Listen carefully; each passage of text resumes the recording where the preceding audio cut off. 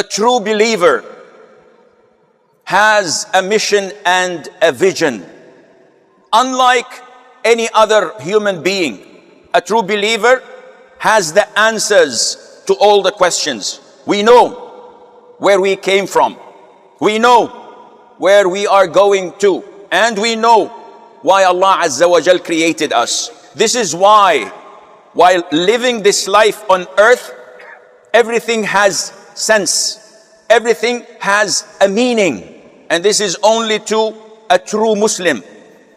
Others who are Muslims but not through conviction, but rather through inheritance, may find it difficult when they see things around them changing and turning to the worst and sometimes to the best. This is why when we look at the reality of our lives, it seems that it has no value.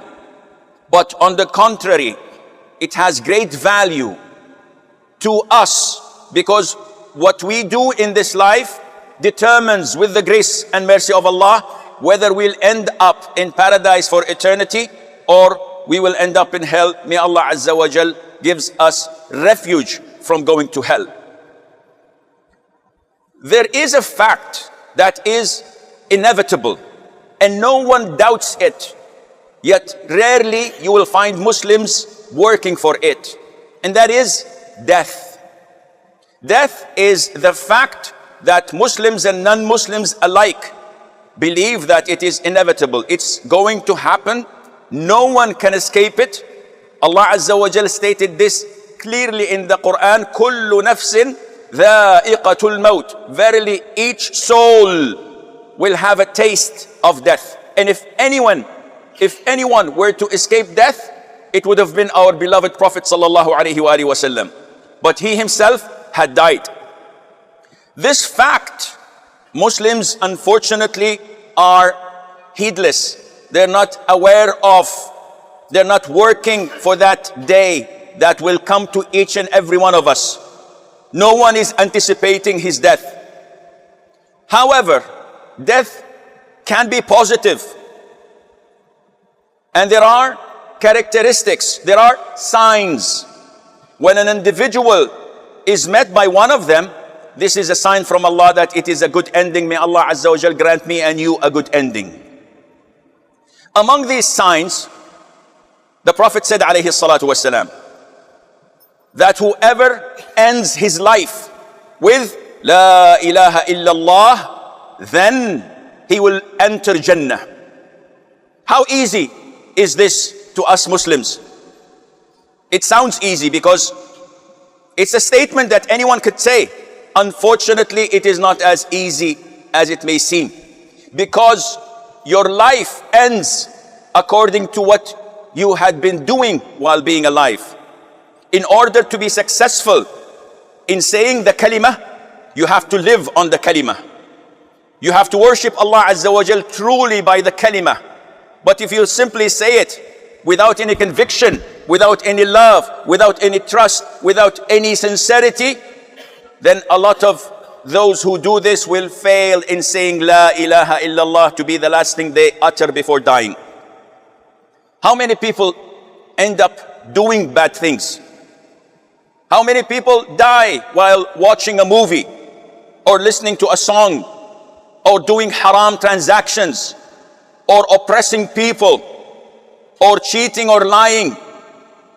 These people, when death comes, they find it difficult, if not impossible, to say La ilaha illallah. And this is why the Prophet sallallahu alaihi wasallam said that the sudden death is the taking of an angry one.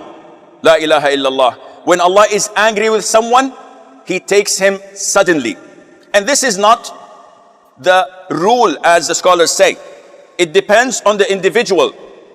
If the individual is righteous, practicing, fulfilling his obligations, and he dies all of a sudden, then this is from Allah as a gift, so that he would escape the torment and the agonies of death. But if the individual is not practicing, if the individual is sinful, and he gets the sudden death, then this is Allah angry with him and taking his soul without giving him a chance to repent, without giving him a chance to give the rights to the people he had oppressed. And that is why the Prophet said, Mawtul faj'ati akhdhatu asif. The sudden death is the taking of someone who's angry, and that is Allah the Almighty. Among the signs of a good ending is when the person dying begins to sweat. And I've seen this many times. A believer sweats a lot before his soul is taken out, and specifically the forehead. The Prophet said, alayhi salatu wasalam, that the death of a believer is signified, there's a sign of the sweat of his forehead. Also, among the good signs of a good ending is when a person dies on this day, the day of Friday. The Prophet said, alayhi salatu wasalam, no Muslim whoever dies on the day of Friday or on the night of Friday, except Allah would save him from the torment of the grave. The day of Friday begins from Fajr and ends at sunset. The night of Friday began at yesterday's sunset and extends to today's Fajr. So the night of a Friday precedes it, and this is the night of every month in Islam. If tomorrow is the first of Ramadan, tonight is the night of Ramadan, and when we begin Taraweeh prayer. Now, Allah Azza wa Jal has also placed great reward over patience. And there are deeds, there are tribulations, there are calamities. If you are patient, Allah Azza wa Jal will give you Jannah and will erase your sins, and it would mark a good ending for you. The Prophet said, alayhi salatu wasalam, the martyrs are 7 other than those who are killed on the battlefield. So a person can be martyred not only by dying in jihad, but also if he is one of these 7. The Prophet said, alayhi salatu wasalam, the one who dies by the plague is a martyr. The one who dies drowning is a martyr. The one who dies with pleurisy, it's an illness that comes in the intestines, in the side. The person who dies with the stomach disease, so this can also include cancer. The one who dies in a burning house, who dies in a fire. The one who dies in a collapsed building. And the woman who dies while in labor or while in the state of pregnancy. All of those are martyrs in the sight of Islam. Also in another hadith, the Prophet tells us that the person who dies with the illness of the lungs, tuberculosis, is also a martyr. So all of these are martyrs, providing that they do not complain, that they are patient and tolerant until they die. This severity of pain and calamity that afflicts them qualifies them with Allah's mercy and grace to be martyrs. And when we say that they are martyrs, we do not give them all the treatment of a martyr who dies on a battlefield. We do not wash a shaheed on the battlefield. We do not shroud him except with the clothes he was wearing. We do not offer Salat al-Janazah, the funeral prayer. We bury them. But these 7, we deal with them and treat them like everyone else. We wash them, we shroud them, we pray for a funeral prayer, and we bury them. Among those who are classified as martyrs at the side of Allah, those who die defending their wealth, their livelihood, their families, their honor, their religion, all of these are considered to be martyrs. The Prophet said, alayhi salatu wasalam, whoever dies defending his wealth, he's a martyr. Whoever dies defending his family, someone is attacking your wife, your sister, your daughter, you fight him off and you die, you are a martyr. Whoever defends his religion, he's a martyr. And whoever defends himself, he is a martyr. And by saying that you die in the process, you do not go to the far extreme and kill. Rather, in Islamic principle that you ward off evil from the minimum to the maximum, not the other way around. So someone wants to take your money, you don't kill him straight away. Rather, you try to defend it. Defend your money, to fight him off, to impair him. And if not possible except by killing him, then you kill him because he's the oppressor and you have the right to defend yourself. The Prophet ﷺ was once asked by one of his companions, "O Prophet of Allah, a man comes, wants to take my money." The Prophet said ﷺ, "Remind him of Allah. Remind him of hellfire." So the man says, "O Prophet of Allah, if he does not remember," the Prophet said, "then seek the help of the Muslims around you." And the man said, "O Prophet of Allah, if there were no Muslims around me," the Prophet said, "then seek the assistance and the help of the authority, of the ruler."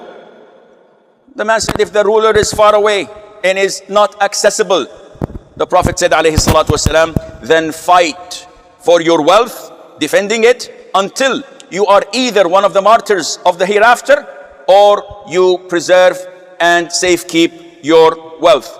I say what you hear and I seek Allah's forgiveness for you and for me. So ask Allah Azza wa Jal to forgive your sins. Alhamdulillahi Rabbil Alameen. Wa ashhadu an la ilaha illallah wahdahu la sharika lah. Wa ashhadu anna Muhammadan abduhu wa rasuluh. Sallallahu alayhi wa alihi wa sahbihi ajma'een. The question one may ask, do we have to undergo all these calamities and tribulations in order to have a good ending? Must we die in plague or in cancer or under a falling building so that Allah would give us a good ending? No, this is not necessary.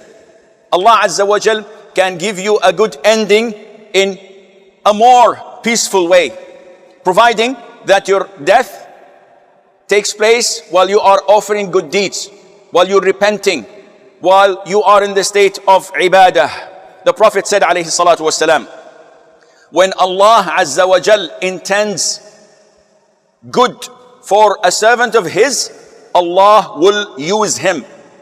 Allah will employ him, using or employing him. The word is ista'malhu. So the companion said, "O Prophet of Allah, what is using or employing his servant?" The Prophet said alayhi salatu wasalam, Allah would drive his servant to do good deeds and then take his soul while doing it. What a better ending would be for a Muslim than to be in the state of ibadah. Imagine that your soul is taken out while you are in prostration in Mecca in front of the Kaaba and on the night of Al-Qadr. What more beautiful death can you be? You die while you are in Hajj. The Prophet tells us that on the Day of Judgment, he'll be resurrected saying, "Labbaik Allahumma labbaik," in his ihram. What more beautiful death is there than this? And this is why the Prophet said, sallallahu alayhi wa sallam, deeds depend on what the last of them will be.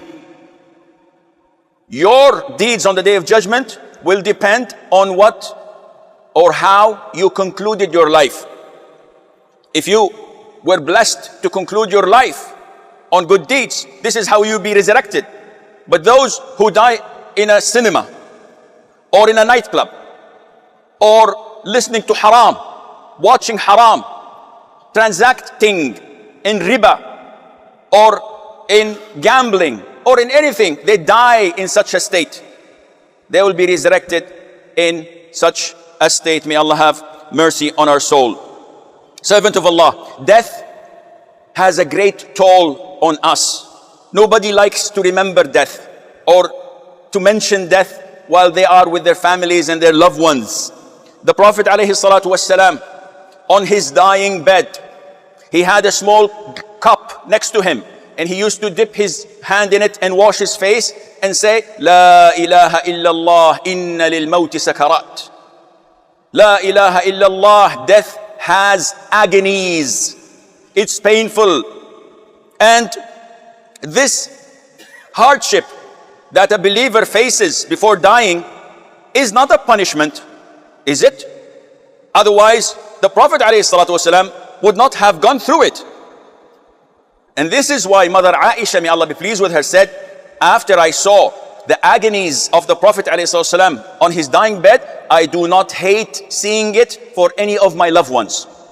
Because this is a sign of good ending. However, one would mix when he sees and reads the hadith of al-Bara ibn Azib, may Allah be pleased with them, when the Prophet told us about the ending of a believer and how his soul comes out of his body like the drop of a water coming from a skin container or a water skin container.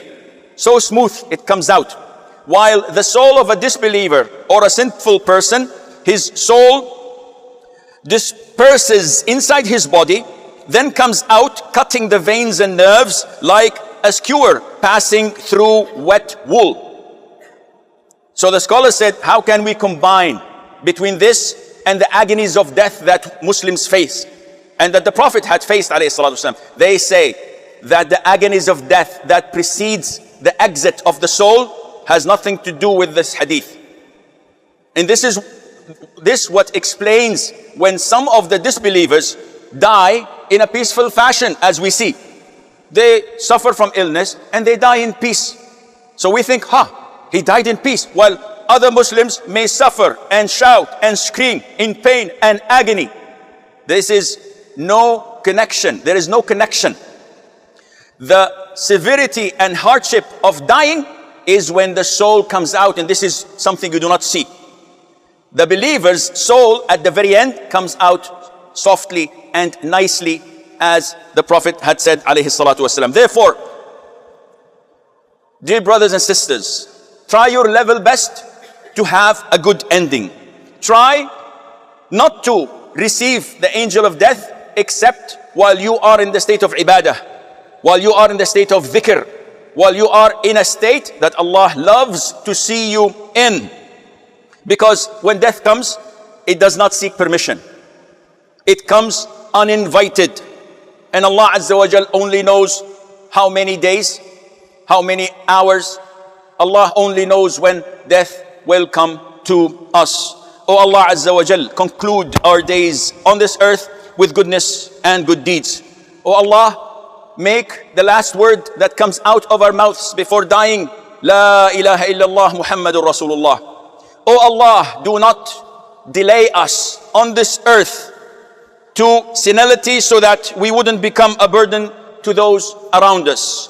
Allahumma ghfir lana warhamna wa'afina wa'fu anna وتولنا برعايتك ولا تحرمنا اللهم آتنا في الدنيا حسنة وفي الآخرة حسنة وقنا عذاب النار اللهم اغفر لنا ولإخواننا المسلمين اللهم وارحم من مات إخواننا المسلمين اللهم واختم لنا بخير واجعل عواقب أمورنا إلى خير وتوفنا وأنت راض عنا وصل اللهم وسلم وبارك على نبينا محمد وعلى آله وصحبه أجمعين.